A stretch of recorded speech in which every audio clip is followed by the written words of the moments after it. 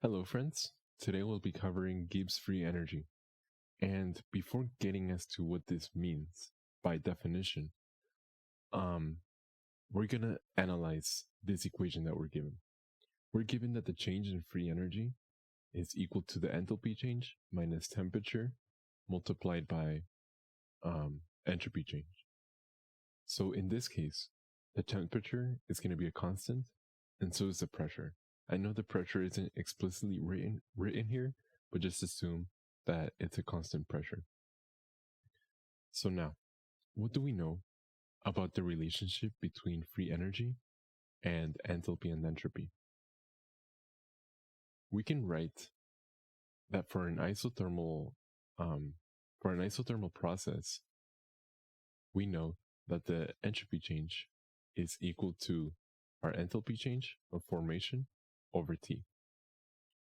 What we also know is we know that the total entropy change is equal to the entropy change of the system plus the entropy change of the surroundings.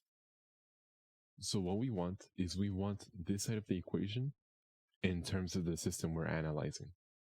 So if this was to be the change in entropy of the system, then this would be equal to the enthalpy change of the system over T. So what can we say about the surroundings? Well, in this case, this has a presumed positive sign. If this is positive, that means that the delta H of the system is going to be positive. It's increasing in enthalpy and therefore increasing in entropy. So where is this energy coming from? Well, it's coming from the surroundings. So that means that the surroundings is losing that same energy. So now we can actually write this as our negative delta H of the system over T. And we just bring everything else down here.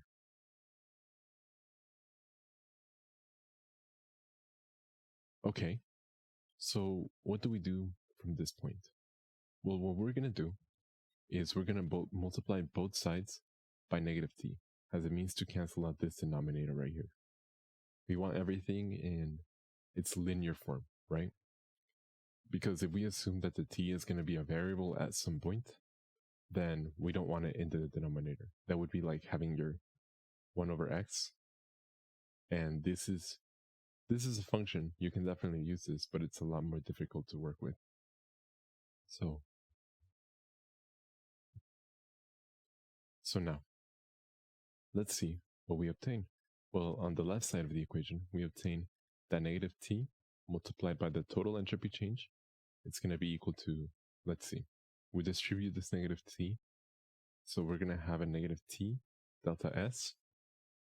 Let's see what happens over here. A negative times a negative is a positive, and the T cancels out. So we're going to have our change in enthalpy minus our T multiplied by our entropy change. And as you can see, the right side of the equation is equal to the right side of our original Gibbs free energy equation. So from this, we can actually write the following. We can say that our Gibbs free energy is equal to our negative T multiplied by our total change in entropy. So why is this important? This is important because from previous sections, we've known certain conditions about spontaneity based off of on our total entropy change. For example, we know that when our total entropy change is positive, we know that this process is spontaneous.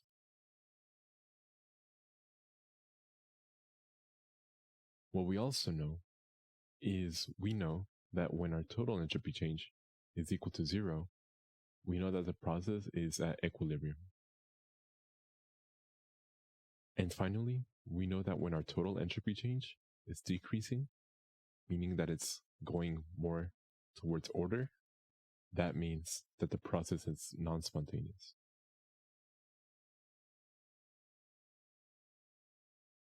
Similarly, since we know the conditions on the right side of the equation, we now know the conditions of the left side of the equation. So now we can say, we can put this in terms of our Gibbs free energy. So we know that the Gibbs free energy is going to be positive when our total entropy change is negative, because a negative times a negative is going to be a positive. So therefore, the reaction would be non-spontaneous, given this condition.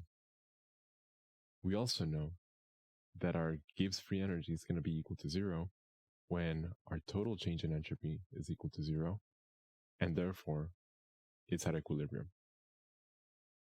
And finally, we know that our Gibbs free energy is going to be less than 0 when our total change in entropy is positive, and we know that from this condition, we know that this implies that the reaction is spontaneous. And keep in mind, we got these concepts, we got these ideas simply based off the relationship between Gibbs free energy and our total entropy change. So that is the relationship we were looking for. And now, also keep in mind that for this formula, our temperature is being measured in units of Kelvin. So that means that in these next few videos, we're never going to have absolute zero, and we're not going to have negative values. Okay. What I want to ask is, what would happen if we have varying temperatures, where temperature is not constant? Well, we don't know exactly what will happen, so we'll create these set of conditions, and each cell will contain a different condition. So for example, what if our delta H was negative? So that is to say, delta H is less than 0. And what if our entropy was also negative? Okay, so here we have that this is negative, so a negative times a negative would be a positive.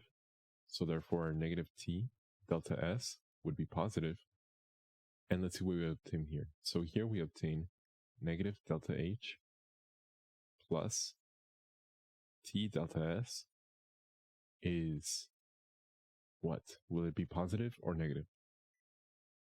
Well, the thing is that we don't know, because it's going to vary from the magnitude of this temperature right here. So it's either positive or negative. Okay, let's create another set of conditions. What if our change in enthalpy was positive? Let's say our change in entropy was positive, and let's see what would happen. Okay, so a positive times a negative is a negative. So therefore our negative T delta S is less than 0. So we obtain from here that we have a positive change in enthalpy plus, no, it should be minus actually, minus our T multiplied by our change in entropy. So in this case, we wouldn't know how to define this either, because it's all going to depend on the magnitude of our temperature. So this can be either positive or negative, once again. Okay, so there must be something that is able to define, right? Well, as it turns out, on these next few conditions, these are the only two conditions that we can know for sure. So for example, let's say that we have a negative change in enthalpy and we have a positive change in entropy. So we'll have a positive times a negative is a negative, so our negative T delta S is less than 0. So from this equation, we obtain that negative delta H minus T delta S. Well, we can clearly tell that this is going to be a negative value.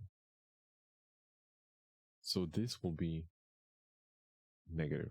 Our delta G will be less than 0. And finally, we reverse these two signs. So we say that if we have a positive enthalpy change and we have a negative entropy change, well, a negative times a negative is a positive. So we have that our negative T delta S is going to be greater than 0. So here we obtain that we have a positive enthalpy change plus T delta S. And again, we can clearly tell this is going to be a positive number. So here we obtain that our change in Gibbs free energy is going to be positive. So from these conditions, from what we reviewed from last section, we know that this right here will be a spontaneous process. And this bottom one will be non-spontaneous. Now, what about these two? Okay, I'm gonna write these two down here. Let's say that we have our negative enthalpy change plus T times our entropy change. What's gonna happen? So we know our T cannot be negative because T is being measured in the units of Kelvin. So we can't have negative Kelvin values. So we have a negative plus T delta S. It's all going to depend on the magnitude of these two. For example, if we have a really low temperature, this is going to be pretty much negligible. So we'll end up with the majority of the value being negative. And therefore, we can say that since delta G will be negative at low temperature, then we can say that this process will be spontaneous at low temperatures. But if this T was large enough, this entropy term would overpower the enthalpy term. So therefore, at that point, our free energy change would be positive at high temperatures. And that means that it's non-spontaneous at high temperatures.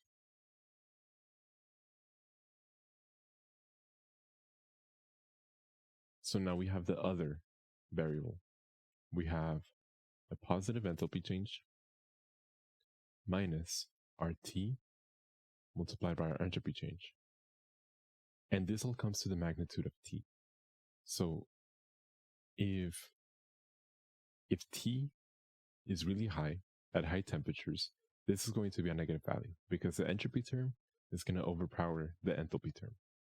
So therefore, at high temperatures, it is spontaneous because our delta G will be less than 0. And at low temperatures, well, this is going to be almost negligible. So the enthalpy term is going to overpower our negative entropy term. So therefore, it is non-spontaneous because our change in free energy is going to be greater than 0. And these are the relationships between Gibbs free energy and varying temperatures. So let's work on a practice problem. So this says, using standard enthalpies of formation and standard entropies in Appendix C, which I've brought here on this table, calculate the standard enthalpy change and the standard entropy change at 298 Kelvin, which is standard conditions, for the reaction to sulfur dioxide plus oxygen gas is going to give us two sulfite molecules. So first thing, before going ahead and calculating these, notice that the standard enthalpy change is in kilojoules per mole and the standard entropy change is in the units of joule per mole Kelvin. So we'll see how to convert these in just a second. Okay, so let's begin by calculating the standard enthalpy change of our reaction.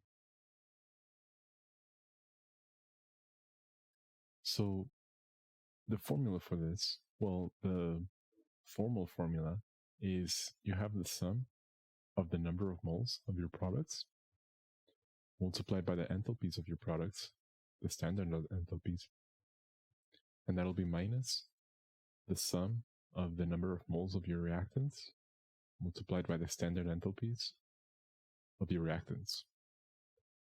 So let's see how this works out. So we have, in the side of the products, we have 2 moles of sulfite, and the standard enthalpy for sulfite is negative 395.2 kilojoules per mole. There's nothing else, so this will remain as it is, and this will be minus the number of moles, which we have 2 moles of sulfur dioxide, which has a standard enthalpy of negative 296.9 kilojoules per mole, and that will be plus the standard enthalpy of oxygen, and the standard enthalpy for oxygen gas is just 0, so it'll be like this. Now I'll calculate this right away, and I'll tell you what I get. For this value, I got negative 196.6, and the unit is going to be in kilojoules, because these moles are going to cancel out. So now, let's go ahead and calculate the standard entropy change of the reaction. Now, the way you calculate this has almost exactly the same formula. We're just obviously going to change our enthalpies to entropies. So it's going to be the moles of our products multiplied by our standard entropies of the products minus the sum of the moles of the reactants multiplied by the standard entropies of the reactants. So for this, so we have 2 moles of sulfite, and we're going to multiply this by the standard entropy of sulfite. By the way, just ignore this delta right here. I'll erase it just to not confuse anyone. Yep, and I ended up erasing everything. That's completely fine.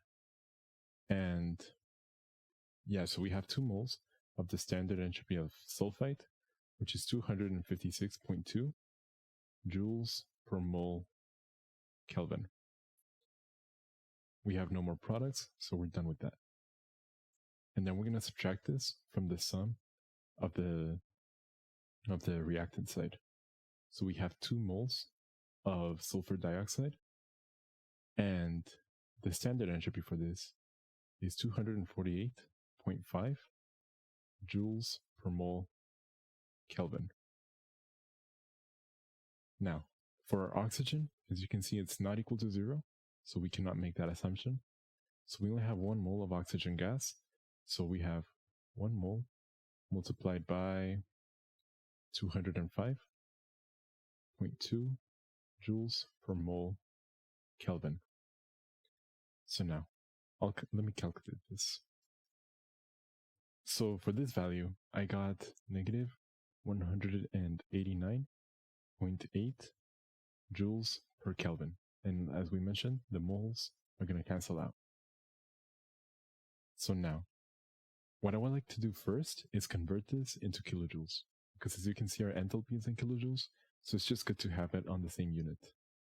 So the way we do this is we're going to divide by 1,000, because our 1,000 joules per 1 kilojoule. So the joules are going to cancel out, and finally we have negative 0.1898 joules or kilojoules per Kelvin. So now we can actually calculate our change in free energy directly from this. So we have our change in free energy. It's going to be equal to the change in enthalpy minus RT, which was given to us, multiplied by the change in entropy. So let's plug these values in. We have negative 196.66 kilojoules. It's not going to be per Kelvin. It's just going to be kilojoules. Excuse me. And this is going to be minus 400 Kelvin multiplied by negative 0.1898 kilojoules per Kelvin. So in this case, the Kelvin is going to cancel out. And for this, we obtain that the change in free energy is going to be equal to, it's going to give us negative 120.68 kilojoules. So that is our change in free energy. And therefore, we can also make another assumption. Since the change in free energy is negative, this reaction is going to be spontaneous. So I know the problem didn't ask for this, but it's just something that's always good to have in the back of your mind, to understand what exactly is going on in this reaction. It's just always good to know what's going on, right?